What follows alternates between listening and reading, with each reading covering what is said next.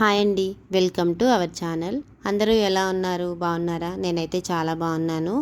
అందరికీ ఫస్ట్ అయితే తొలి ఏకాదశి శుభాకాంక్షలు అండి. ఈ వీడియోలో నేను పూజ ఎలా జరుపుకున్నాను, ఏ టెంపుల్కి వెళ్ళాను అనేది క్లియర్గా చూపిస్తా. చూసిన వాళ్ళందరూ కూడా ప్లీజ్ తప్పకుండా లైక్ చేయండి.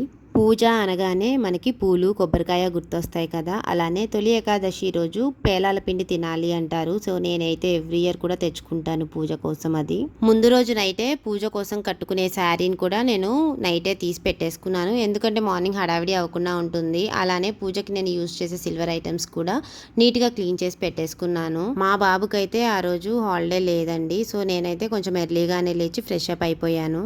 మాకైతే మార్నింగ్ 6ంటికే పాలైతే వస్తాయండి. ఇక్కడ చూడండి, మా బుడ్డి నా చుట్టూనే తిరుగుతాడు. వాళ్ళు లేచిన దగ్గర నుంచి పడుకునేదాకా నేను ఎటు వెళ్తే అటు వస్తూ ఉంటాడు. మాకైతే చాలా సందడిగా ఉంటుందండి ఇంట్లో. ఈ బుడ్డి అటు ఇటు తిరుగుతూ ఉంటే నన్ను అసలు ఇంట్లోకి కూడా వెళ్ళనివ్వట్లేదు.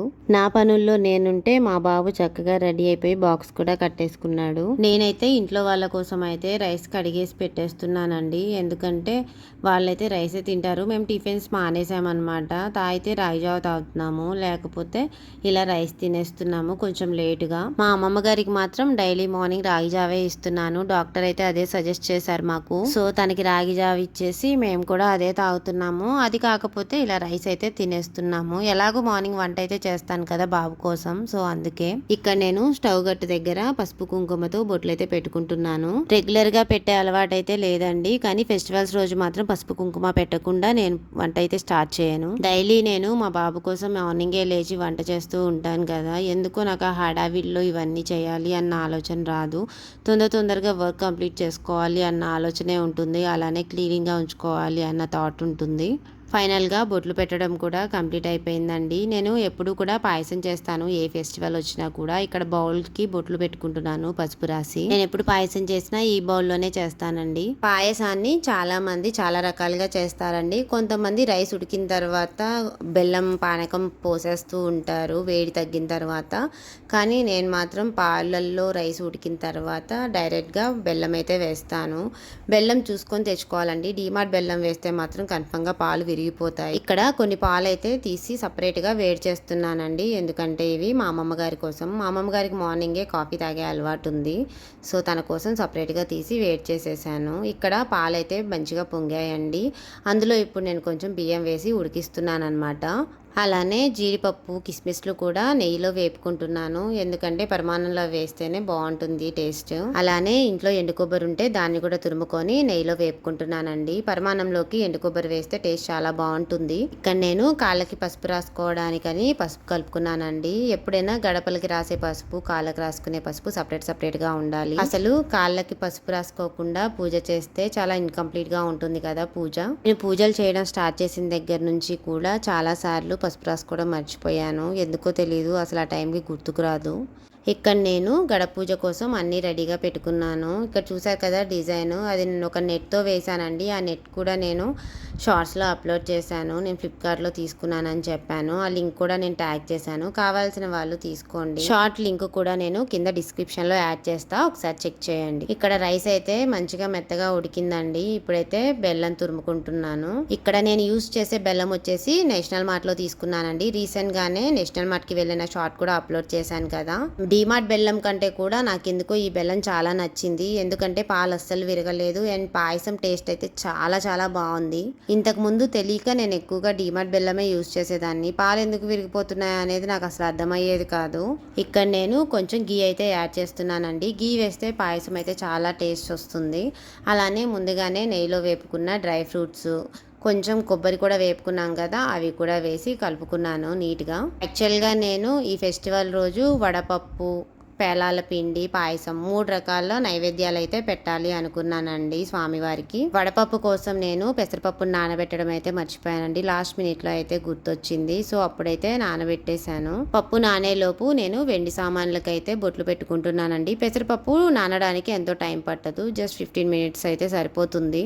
అలానే నేను గంధం రాసుకోవడం మర్చిపోయానండి, గంధం కూడా కలుపుకొని రాసేసుకున్నాను. ఆడవాళ్ళకి పూజ అంటేనే పసుపు, కుంకుమ, గంధం కదా.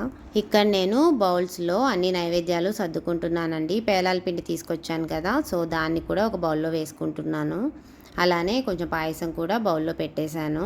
ఇక్కడైతే దేవుడి గదిని అయితే అలంకరించుకుంటున్నానండి. ముందు రోజే నేను మొత్తం కూడా క్లీన్ చేసి పెట్టేసుకున్నాను. ఫ్లవర్స్తో అయితే డెకరేట్ చేసుకుంటున్నా. స్వామివారికి తులసిమాల అంటే ఇష్టం కాబట్టి తులసిమాల కూడా పెట్టేశానండి. మీకు చీకటిగా ఉండడం వల్ల కనిపించట్లేదు ఇక్కడ. నాకెందుకో మా పూజ గది చాలా ఇరుగ్గా అనిపిస్తుందండి. నాకు మంచిగా సపరేట్గా రూమ్ ఉంటే చాలా ఇష్టం. యాక్చువల్గా మేము కన్స్ట్రక్షన్ చేసిన హౌస్ అయితే తీసుకున్నాము. సో దానివల్ల మాకు ఒక ప్లానింగ్ లేదు. పూజ గది సపరేట్గా ఉంటే చాలా స్పేస్ అయితే ఉంటుంది కదా, మనకి నచ్చినట్టుగా అయితే డెకరేట్ చేసుకోవచ్చు. ఇక్కడ పెసరపప్పు కూడా నానిపోయింది. సో ఇప్పుడు నేను దానికి కూడా బౌల్లో అయితే వేసుకుంటున్నాను. పెసరపప్పు బెల్లం అయితే పెడుతూ ఉంటాం కదా వడపప్పు అంటే, అలానే తులసి ఆకులు కూడా వేయాలండి. నైవేద్యం పెట్టినప్పుడు కన్ఫర్మ్గా తులసి ఆకులు వేయాలి. అలా వేస్తేనే స్వామివారికి ఇష్టం అని చెప్తూ ఉంటారు. ఇక్కడ కొబ్బరికాయకి బొట్టు కూడా పెట్టేసుకున్నాను. తలకి క్లాత్ చుట్టుకొని అసలు పూజ చేయకూడదని అంటారండి. నేనైతే ఎప్పుడు కూడా పూలు లేకుండా అయితే పూజ చేయను. ఎందుకో తెలీదు, నాకు అలంకరణ అంటే చాలా ఇష్టం. అది కూడా పూజ టైంలోనే. అదర్వైజ్ నార్మల్ డేస్లో అయితే అసలు రెడీ అవ్వను. నేను ఎక్కువగా సింపుల్గా ఉండడానికే చాలా ఎక్కువగా ఇష్టపడతాను. అండ్ శారీస్ కూడా ఎక్కువగా కట్టుకోనండి. ఓన్లీ ఫెస్టివల్స్ రోజు మాత్రమే శారీస్ కట్టుకుంటాను. అలానే గోరింటాకు కూడా తప్పకుండా పెట్టుకుంటాను ఫెస్టివల్స్ అప్పుడు. ఎందుకో తెలీదు, నాకు ఫస్ట్ నుంచి కూడా అదొక రిచువల్ లాగా అయిపోయింది పూజ అంటే. ఫైనల్ గా మా పూజ అయితే కంప్లీట్ అయిపోయిందండి. కొబ్బరికాయ కొట్టి హారతి కూడా తీసేసుకుంటున్నాము. ఈ పూజలో అయితే మా బాబు మిస్ అయ్యాడు. స్కూల్ ఉండడం వల్ల వాడు ఉంటే బాగుండేది అనిపించింది. వాడిని చాలా మిస్ అయ్యాను నేను ఆ టైంలో అయితే. మొత్తానికి పూజ అయితే కంప్లీట్ అయిపోయిందండి. మేమైతే టెంపుల్కి వెళ్దాం అనుకున్నాము, కానీ బాబు లేడని చెప్పేసి మేము నైట్ 7 o'clock అయితే టెంపుల్కి స్టార్ట్ అయ్యాము. ఈవినింగ్ అయితే వాడు కూడా వస్తాడు కదా టెంపుల్కి అని ఆలోచించాము. ఇక్కడ మేము కానాపురంలో ఉన్న శ్రీ అభయ వెంకటేశ్వర స్వామి టెంపుల్కి అయితే వెళ్తున్నామండి. ఇన్ని ఇయర్స్ నుంచి ఖమ్మంలో ఉంటున్నా కూడా ఆ టెంపుల్కి ఇంతవరకు వెళ్ళలేదు. చాలా ఫేమస్ అని చెప్తూ ఉంటారు. చాలా డేస్ నుంచి అనుకుంటున్నాము వెళ్దామని, ఇప్పటికి కుదిరింది. టెంపుల్ అయితే చాలా బాగుంది అండ్ పెద్ద టెంపుల్ కూడా. మీకు ఇక్కడ చిన్నగా కనిపిస్తుంది కానీ పక్కన చాలా స్పేస్ అయితే ఉంది. టెంపుల్ కి వెళ్తే ఎంత స్ట్రెస్ ఉన్నా కూడా మనం అన్ని మర్చిపోయి ప్రశాంతంగా ఉంటామండి. మన మైండ్ కూడా చాలా రిలాక్స్డ్ గా ఉంటుంది. నేను అందుకే ఎక్కువగా టెంపుల్స్ కి వెళ్ళడానికి ప్రిఫర్ చేస్తాను. ఈ టెంపుల్ అయితే నాకు చాలా బాగా నచ్చిందండి. ఖమ్మంలో ఉన్న వాళ్ళు ఎవరైనా ఈ టెంపుల్ కి వెళ్ళని వాళ్ళు ఉంటే తప్పకుండా ఒకసారి విజిట్ చేయండి. టెంపుల్ అట్మాస్ఫియర్ అయితే చాలా చాలా బాగుంది. ఇక్కడ మనకి ఎంట్రన్స్ లోనే ధ్వజస్తంభం అయితే కనిపిస్తుందండి. ఈ టెంపుల్ స్పెషాలిటీ ఏంటి అంటే ఇక్కడ ముడుపులు కూడా కట్టుకుంటున్నారు చాలా మంది. ఇక్కడ ఏం కోరుకున్నా కూడా తప్పకుండా నెరవేరుతుంది అని చెప్పి అంటూ ఉంటారు. టెంపుల్ లోపలికి వెళ్ళగానే ఇక్కడ నాకైతే ఇది కనిపించిందండి. చాలా మంది 7 శనివారాల వ్రతం అయితే చేస్తున్నారు. టెంపుల్ కి వచ్చి చేసుకుంటారంట. 7 పిండి దీపాలు పెట్టేసి వ్రతం అయితే చేస్తున్నారు. నాకు చాలా బాగా అనిపించింది. నేను కూడా 7 శనివారాల వ్రతం అయితే చేసుకున్నాను. ఆ వీడియోస్ ప్రతిదీ కూడా నేను యూట్యూబ్ లో అప్లోడ్ చేశాను. షార్ట్స్ లో మీరు చెక్ చేస్తే మీకు కనిపిస్తాయి. ఇక్కడ మేము ప్రదక్షిణాలు చేస్తున్నామండి. స్వామివారు చూడండి ఎంత బాగా కనిపిస్తున్నారో. ఇక్కడ మేము కొబ్బరికాయ కొట్టి స్వామివారి దగ్గరికి అయితే వచ్చాము. తొలి ఏకాదశి పండగ కావటం వల్లనేమో రష్ అయితే చాలా ఉంది టెంపుల్లో. లైన్లో నిలబడితే ఒకరినొకరు తొక్కుంటున్నారు, నెట్టుకుంటున్నారు. చాలా ఇబ్బంది పడ్డామండి.